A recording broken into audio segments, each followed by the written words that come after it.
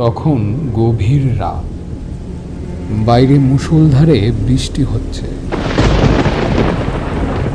মাঝে মাঝেই বজ্রপাতের শব্দে পুরো বাড়িটা যেন কেঁপে উঠছে। অরিন্দম ঘরে একা শুয়ে ফোন ঘাঁটছিল।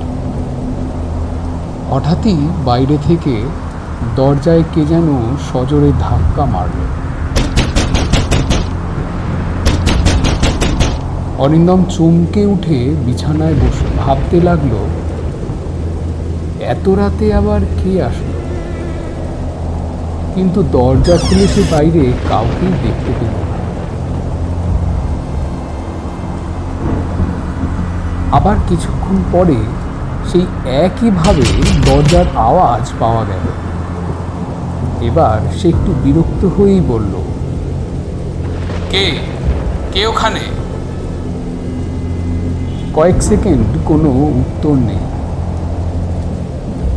তারপরই ওপাশ থেকে ভেসে এলো একটা ভারী পুরুষ কণ্ঠ।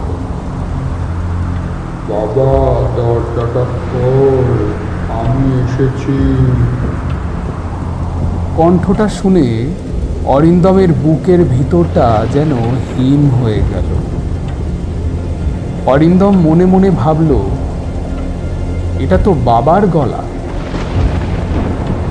কিন্তু বাবা তো হসপিটালে ভর্তি।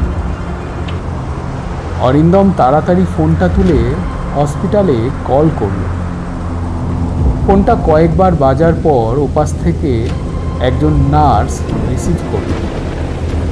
হ্যালো, আমার বাবা কেমন আছে? পাশে কয়েক সেকেন্ড সম্পূর্ণ নীরবতা। তারপর খুব ধীরে ধীরে নার্স বলল, হ্যালো স্যার, আমরা এখনই আপনাকে ফোন করতে পারছিলাম।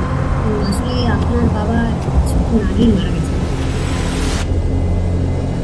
কথাটা শুনে অরিন্দমের হাত থেকে ফোনটা প্রায় পড়ে যাচ্ছিল।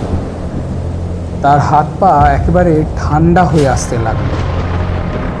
শিরদাঁড়া বেয়ে যেন বরফের মতো একটা শীতল স্রোত ধীরে ধীরে নেমে গেল। মনে হচ্ছিল ঘরের ভিতরের বাতাসটা হঠাৎ অস্বাভাবিক ঠান্ডা হয়ে গেছে। তার নিঃশ্বাস ভারী হয়ে উঠল। মনে হচ্ছিল বুকের ভিতর হৃৎপিণ্ডটা যেন ছিঁড়ে বেরিয়ে আসবে। ঠিক তখনই ঘরের বাইরে আবার সেই শব্দ, বাবা, দরজাটা খোল, আমি এসেছি।